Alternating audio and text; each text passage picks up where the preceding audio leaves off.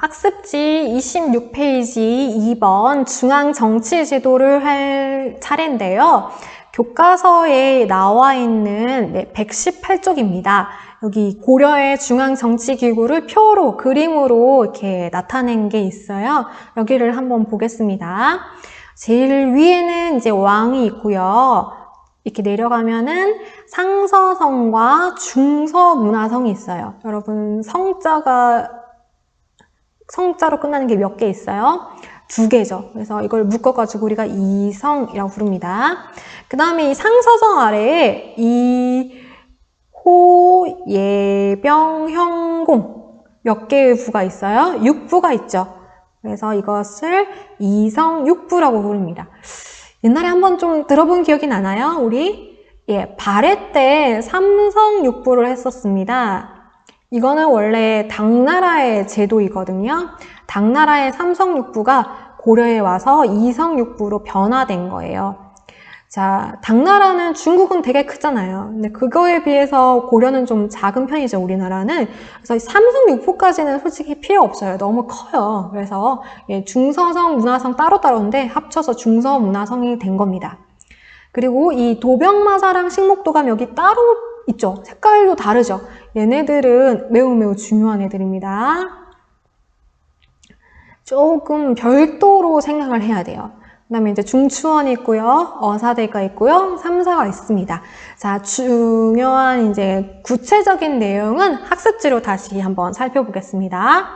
2번 중앙정치제도.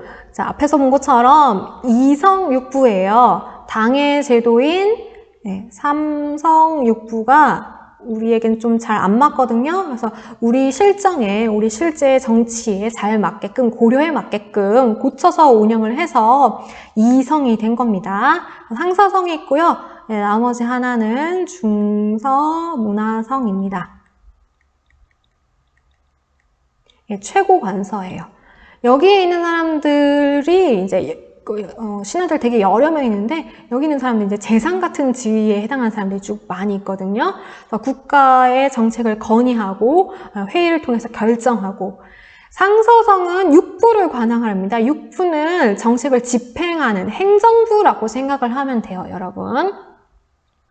자, 그 다음에 2번째, 국왕의 비서기관, 군사기밀을 취급하고 왕명을 전달한다. 여기는 중추원입니다. 여기 있는 국왕의 비서기관이랑요, 뒤에 있는 왕명을 전달한다는 말은 같은 말이에요, 여러분. 여러분, 비서라는 단어 어디서 많이 들어봤어요?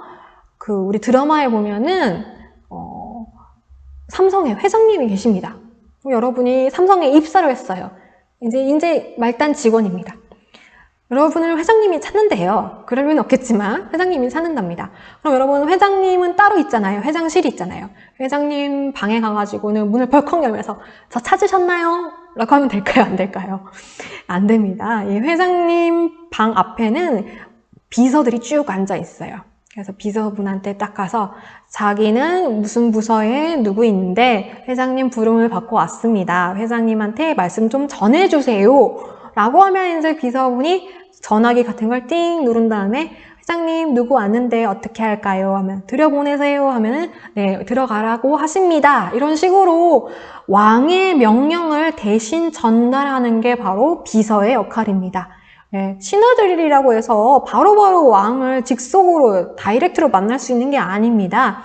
비서를 통해서만 만나야 되고, 단둘이 만나는 거는 되게 특이한 경우예요. 독대하는 경우는 드물기 때문에 따로 부르는 겁니다. 많은 사람들이 있거나 비서를 끼고 만나는 거예요. 그래서 이제 밀실 행정이 없게끔 만드는 거죠. 자, 그 다음에 군사기밀을 취급하는 일도 함께 하고 있습니다. 자, 그 다음에 어사대라는 것은 관리들의 비리를 감시하는 겁니다. 여러분, 검찰청 생각하면 되는 겁니다.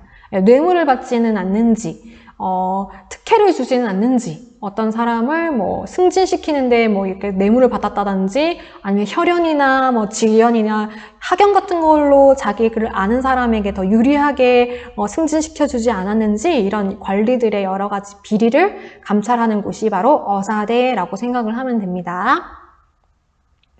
자, 4번에 3, 4. 여러분 3, 4는 숫자죠, 숫자. 3, 4. 숫자를 다룬다라고 생각하면 돼요. 그래서 화폐, 돈이죠. 곡식.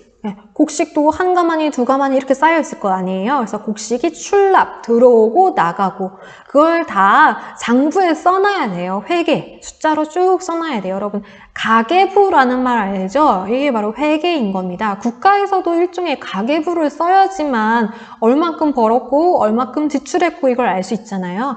그런 걸 담당한다. 돈 관리를 한다 라고 생각하면 됩니다. 자, 그 다음에 이제 중요한 게 도병마사와 식목도감입니다. 그 교과서에 봤는데 별도로 있고 색깔도 좀 달랐죠. 자, 이 도병마사와 식목도감은 매우 특별한 기구입니다. 여기 보면은 병자 보이나요, 여러분? 자, 이 병자가 보이죠? 도병마사는 여러분 군사적으로 매우 중요한 일을 결정하는 기구입니다. 자, 그 다음에 식목 보이나요? 식목은 뭐냐면 식물이 아니라 율령격식 할 때 식자거든요. 이거는 법을 이야기합니다. 법과 관련된 기구예요. 자, 그래서 이 도병마사와 식목도감은 갑자기 법이 필요하고 갑자기 군사적인 회의를 해야 될 때예요. 갑자기예요, 갑자기. 늘 있는 기구가 아니에요. 상설 기구는 늘 있습니다. 여기 있는 1번, 2번, 3번 얘네들은 항상 있어요. 근데 도병마사와 식목도감은 사건이 발생했을 때만 모여요. 근데 여러분 군사적인 일이고 법과 관련된 일이니까 매우 중요한 일이죠. 그래서 이거를 빨리 급하게 결정해야 됩니다. 그러면은 이걸 결정하는 사람들은 신분이 높은 사람일까요? 낮은 사람들일까요? 중요한 일이니까 높은 사람들이 모여야겠죠. 그리고 중요한 일이니까 중요한 기구에서 모여야겠죠. 여기 1번, 2번, 3번에서 평소에 일하다가 사건이 발생하면 여기로 가는 거예요. 자, 중요한 기구가 어디 있을까요? 여기 중서문화성 보이죠? 여기 중추원 보이죠? 이 두 기구에서 사람을 뽑아가는 겁니다.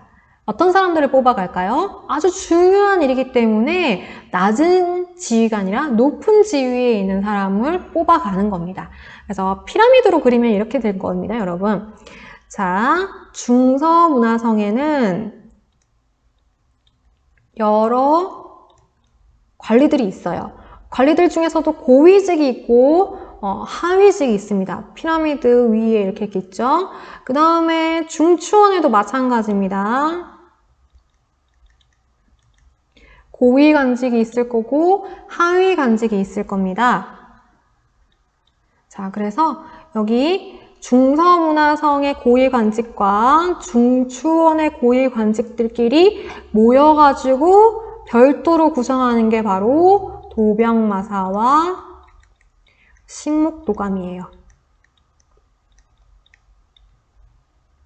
그 말이에요. 여기 보면 1번에 중서문화성과 중추원의 고위 관료들만 모였어요.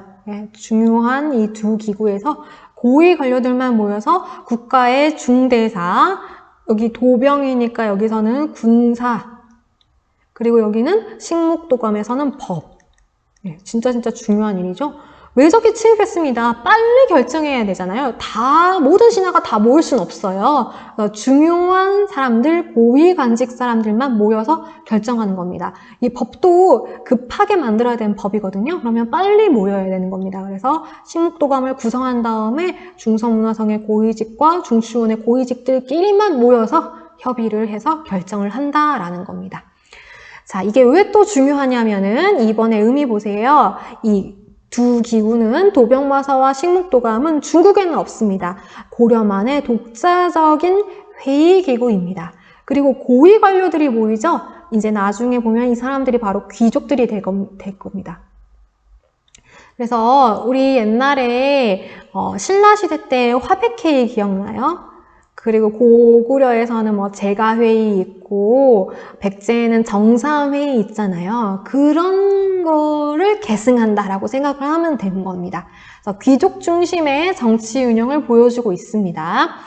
자, 고려는 시작은 호족들의 힘으로 만들어진 국가지만 이 광종 때 호족 세력들이 숙청되면서 그 이후로는 귀족들이 다시 형성이 돼요.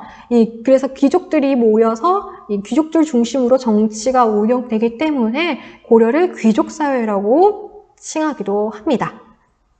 자, 여기까지 중앙정치제도였습니다. 다음 시간에 지방행정 하도록 하겠습니다.